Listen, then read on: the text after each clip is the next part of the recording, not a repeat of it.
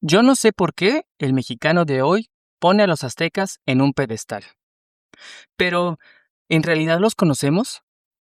Hoy vamos a despojar a los aztecas de su barniz escolar. Hablaremos de una religión que era, en realidad, un contrato de arrendamiento cósmico donde la renta se pagaba en especie. Pero solo aceptaban sangre caliente. Desde dioses que nacen armados con el temperamento de un tuitero ofendido, hasta rituales de belleza que hoy harían palidecer al mismísimo Hannibal Lecter. Prepárense para conocer a los maestros de la herbolaria, a los estrategas implacables y a los arquitectos de una carnicería sagrada que olía a kilómetros. Bienvenidos a la verdadera Tenochtitlán, el fraccionamiento sagrado donde el sol solo sale si tú pones el corazón. O mejor dicho, el de tu vecino. ¿Qué tal, audionautas? ¿Cómo están?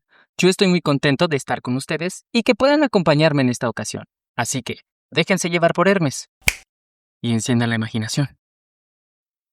Pensar en el México prehispánico es, inevitablemente, pensar en los mexica.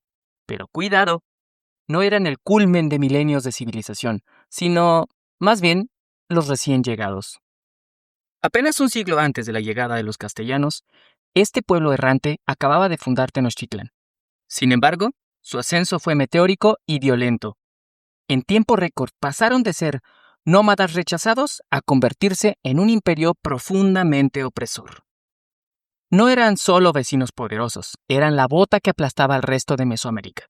Una realidad que convirtió su dominio en una cuenta regresiva de odio que estallaría con la llegada de los hombres de Castilla. Es cierto, su cultura es fascinante, su cosmovisión profunda y su desarrollo fabuloso. La evidencia no solo está en sus ruinas, entre muchas otras cosas tenían 2 avanzados calendarios anuales, el Tonalpohualli, de 13 meses de 20 días, dando un total de 260, hecho para los augurios del nacimiento y la guerra, y el Xiulpohualli, de 360 días para guiar la agricultura y las fiestas rituales. Este último era parte de un ciclo que tenía 52 años. Ambos relojes cósmicos se ajustaban con una precisión matemática que incluso hoy nos deja sin aliento. Esa misma precisión era la que les decía que, para que el mundo no se detuviera, la sangre tenía que correr. Eran también maestros de la herbolaria y desarrollaron estrategias militares implacables. Pero hay un dato que no podemos ignorar. A pesar de toda esa sofisticación intelectual, al momento del contacto con los castellanos, los mexicas seguían anclados a la edad de piedra. Para los mexica, todo giraba en torno a la religión. Tenochtitlán, más que una ciudad, era un gigantesco centro ceremonial. El corazón de todo el universo era el Huey Teocalli, o el Templo Mayor. Huey significa gran y Teocalli, casa de Dios, algo así como la gran casa de Dios. Y vaya que los dioses tenían casas, pues había más de 20 templos ubicados en toda la urbe, un verdadero fraccionamiento sagrado. El Hueyteocalli, como ya les dije, era el centro del universo y el escenario principal de nuestra carnicería sagrada. Era una montaña de piedra y cal construida para honrar a los dioses. En la cima se encontraban las 2 capillitas, la de Huitzilopochtli, el amoroso dios de la guerra, que únicamente tenía sed de sangre y corazones humanos, y la de Tlaloc, el dios de la lluvia, que para variar exigía el sacrificio de niños para que no faltara el agua. Un dios definitivamente muy encantador. Por las escalinatas corrían ríos de sangre que podían olerse a kilómetros. Lo que para los mexica era el licuado matutino del sol, para los pueblos vecinos era una afrenta con aroma insoportable a rastro que cultivaba un odio ciego contra Tenochtitlán. Pero, ¿por qué rayos hacían todo esto? Bueno, todo tiene una explicación. No siempre muy racional en términos actuales que digamos, pero aquí vamos. Todo comienza en el cerro de Coatepec. Ahí, la diosa madre Coatlicue quedó embarazada por una pluma que cayó del cielo, un método anticonceptivo muy poco eficaz, por cierto. Sus hijos, los 400 urianos, y su hija, la Coyolxauhqui, sintieron que aquel embarazo era una deshonra, y como cualquier familia sagrada disfuncional, decidieron desvivir a su madre. Aquella turba iracunda de deidades llegó a la cima del Coatepec, y justo antes del golpe, Huitzilopochtli nació de Coatlicue, adulto, armado y con un pésimo humor. Armado con la Cihuacóatl, su serpiente de fuego, cortó la cabeza de su hermana la Coyolxauhqui y lanzó su cuerpo cerro abajo. Mientras caía, el cuerpo se fue desmembrando, quedando hecho pedazos al pie de la montaña. Este mito era la base de todo. El templo mayor replicaba aquel cerro y el hombre debía repetir el ejemplo de su dios. Porque si los dioses se matan en familia, ¿por qué nosotros no hacer lo mismo? Los Tlenamacac, sacerdotes que ofrecen fuego, eran los encargados de imitar esta mitológica escena. Al principio usaban un cuchillo de obsidiana, pero con el tiempo y la experiencia descubrieron que el pedernal era mucho más eficiente para este sutil ritual. La escena era una preciosa coreografía del terror. Mientras el sumo sacerdote alzaba el cuchillo, los chachalmeca sujetaban al cautivo de pies y manos sobre el techcatl, la redonda piedra que curvaba el pecho del futuro sacrificado hacia el cielo. Esta tensión tenía dos partes. Por un lado, era aterradora e incómoda para el cautivo, y por otro lado, resultaba práctica. Exponía las costillas para que el golpe fuera limpio y rápido. En unos 3 segundos, menos de lo que tardas en desbloquear tu celular, después del corte debajo del esternón, el sacerdote introducía rápidamente el brazo en el torso y el corazón era arrancado con fuerza. El sacrificado permanecía consciente por unos instantes, viendo hacia el sol cómo su propio corazón latía por última vez antes de irse al Mictlán. Previo a depositar el músculo cardíaco en una vasija, el sacerdote cortaba un trozo y se lo comía. Buen provecho hasta ahí. Luego, la cabeza del sacrificado era retirada e iba al Weyson-Pantli, y el cuerpo rodaba por las escaleras dejando una estela de líquido hemático que ya quisieran muchos cometas. Todo esto ante una multitud que mezclaba el fervor con una pizca de pánico.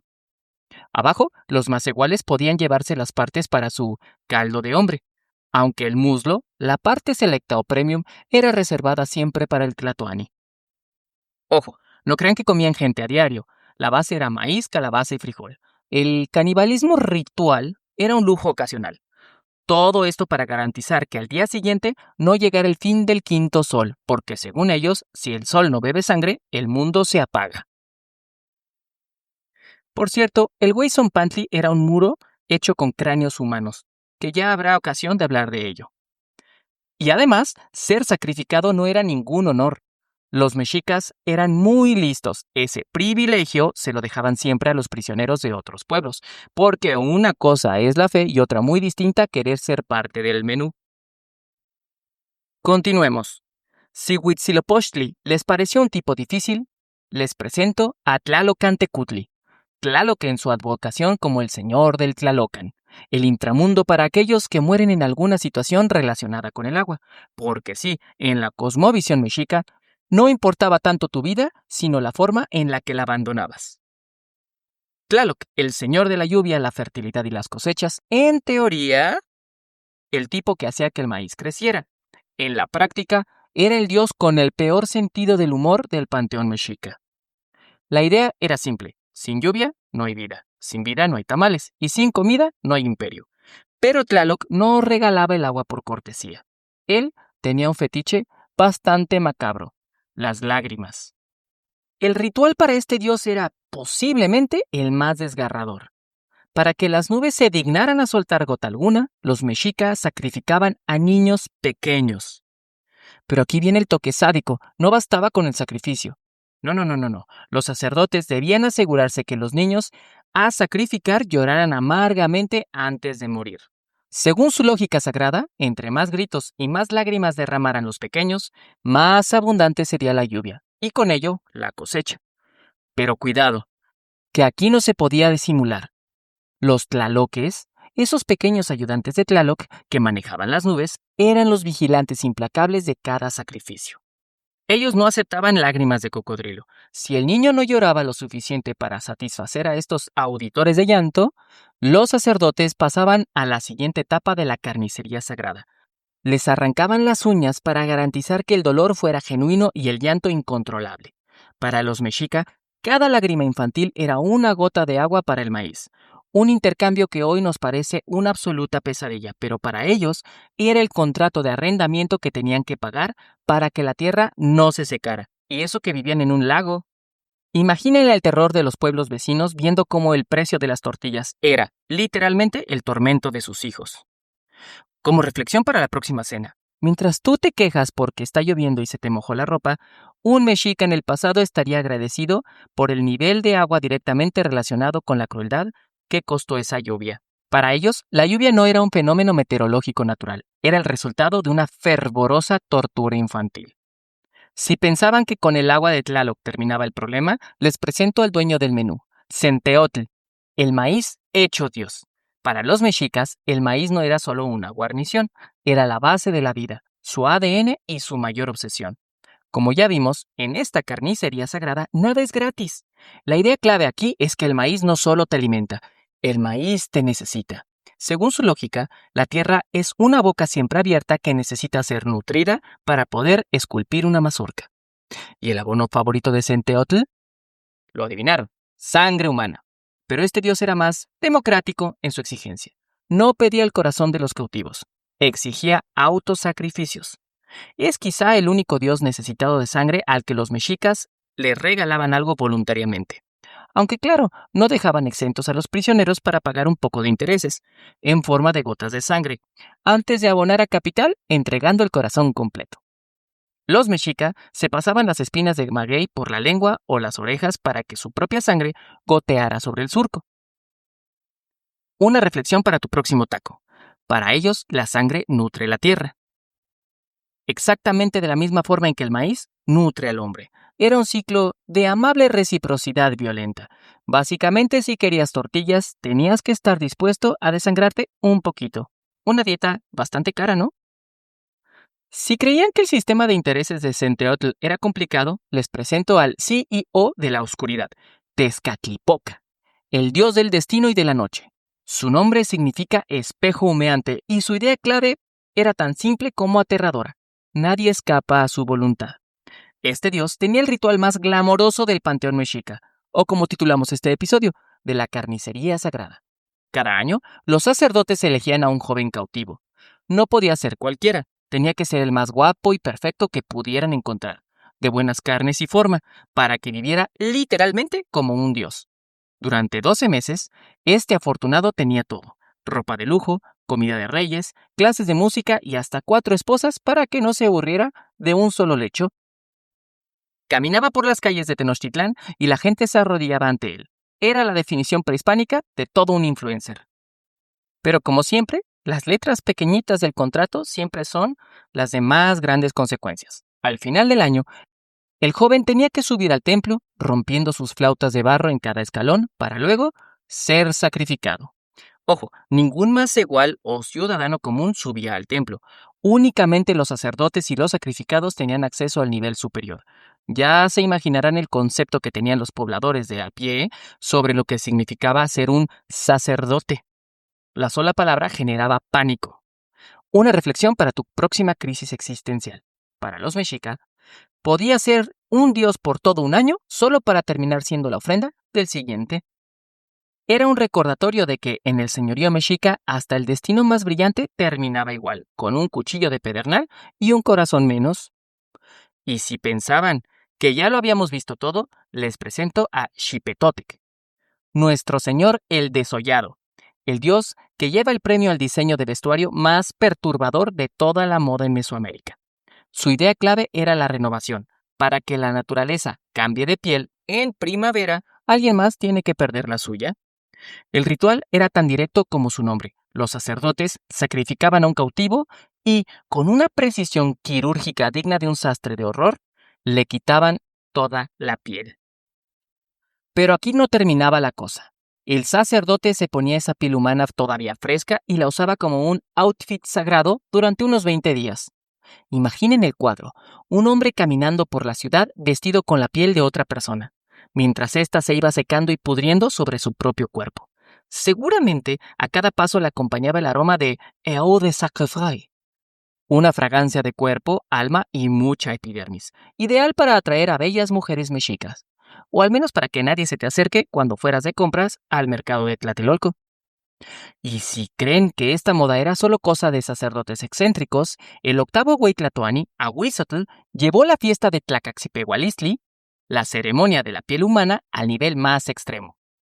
Pues no solo los sacerdotes la portaban, sino que también sus principales generales, guerreros águila, y él mismo gustaba de usar el uniforme de guerra edición piel con piel. Eso sí, como era el tlatoani, necesitaba el toque de alta costura. La piel Iba teñida de amarillo, su color favorito.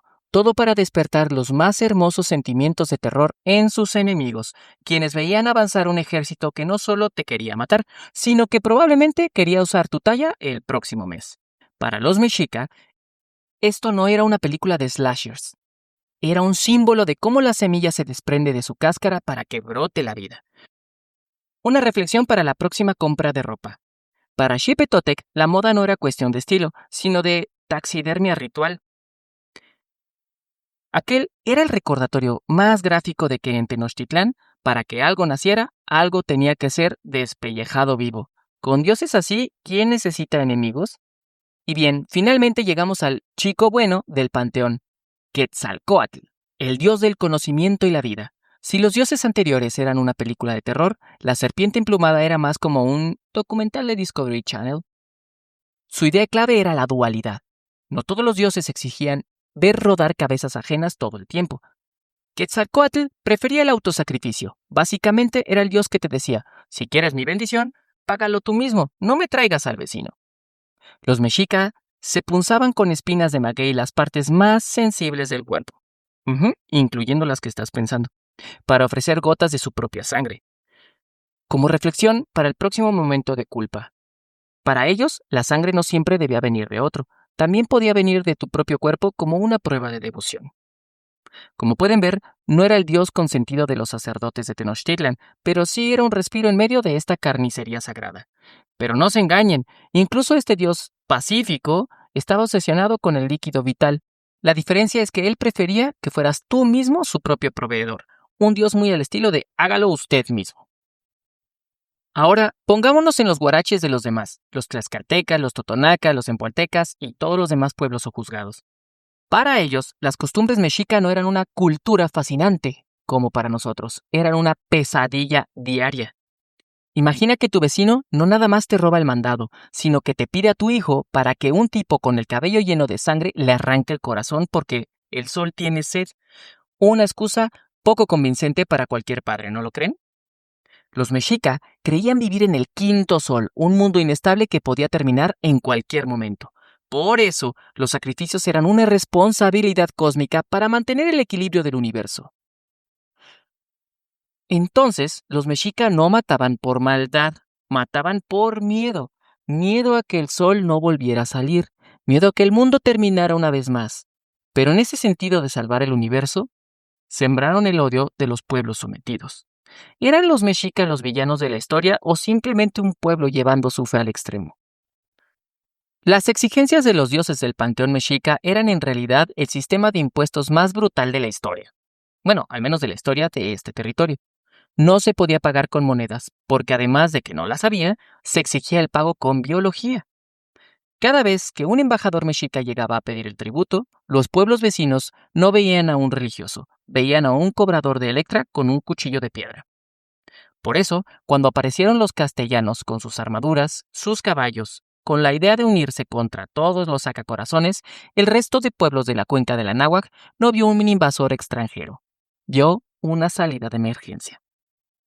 El odio que sembraron los mexica con cada corazón arrancado y cada piel desollada fue el combustible perfecto que hizo arder Tenochtitlán. Para cuando se unieron a los 900 castiltecas, los casi 100,000 guerreros indios de esa alianza habían perdido a un hermano, un padre, un hijo, una hija. Todos habían pagado con dolor para los dioses del panteón mexica. La caída de Tenochtitlan no fue obra de 500 españoles, fue la venganza de miles de indígenas hartos de ver a sus hijos en el altar de sacrificio como plato principal en la mesa de unos dioses que nunca se llenaban. Al final, la carnicería sagrada terminó siendo el cuchillo que los propios mexicas afilaron para su propio cuello. El dulce trato que dieron a los demás fue el que recibieron. Aunque Cortés ofreció la rendición a Cuauhtémoc en varias ocasiones, como un principio caballeresco y valor cristiano, le era imposible evitar la destrucción y saqueo de la ciudad por parte de tlaxcaltecas, empoltecas, cholultecas, texcocanos y muchos otros aliados. Después de la conquista, nació el Imperio Mexicano, inspirado en el Imperio Mexica, pero nadie regresó a los brazos de Huitzilopochtli. Como una reflexión para la próxima reunión de trabajo. Yo creo que siempre es bueno llevarse bien con los compañeros porque nunca sabes cuándo van a traer aliados con pólvora. Y recuerden que la historia de México no siempre es como la recordamos, pero siempre vale la pena escucharla. Y así, le agregamos bytes a la base de datos de bagaje cultural. Al habla Tavo de Oz, ha sido un placer acompañarte hoy. Hasta la próxima, Audionautas. Bye.